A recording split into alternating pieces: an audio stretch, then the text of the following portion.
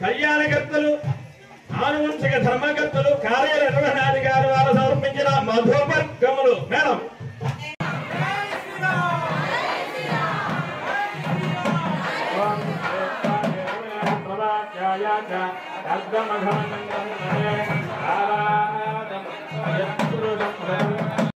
पूजयामि वनस्पतिर्भवे दिव्यैः नानाकर्णैः आग्नेय सर्वदेवानां धूपोऽयं देवताभ्यो नमः धूपमाघ्रापयामि च दीपं सन्दर्शयामि धूपदीपान्तरं शुद्धा समर्पयामि स्नानान्तरं शुद्ध आचमनीयं समर्पयामि चूर्णं समर्पयामि यज्ञोपवीतार्थं हरिद्राक्षदां समर्पयामि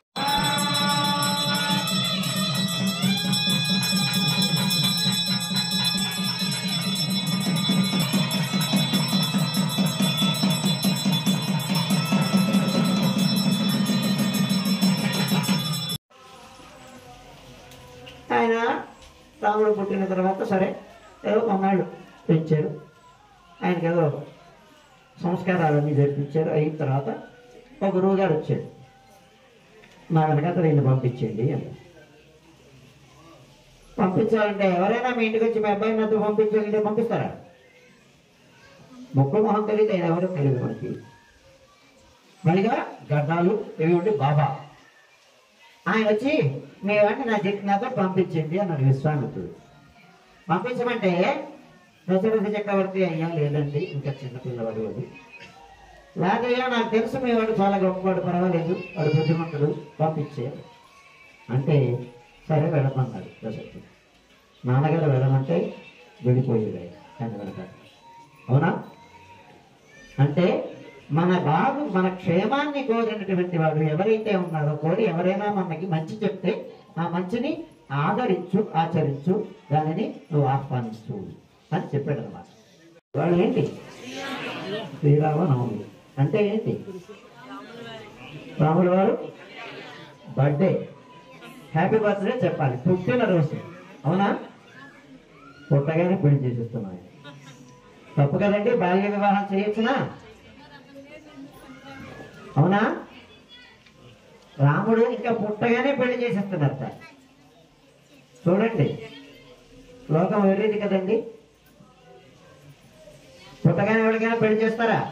దేవుడికి పెళ్లి చేయడం, ఎందుకు పెళ్లి చేయాలి దేవుడికి? ఆయన పుట్టడమే లోక కళ్యాణం కోసం.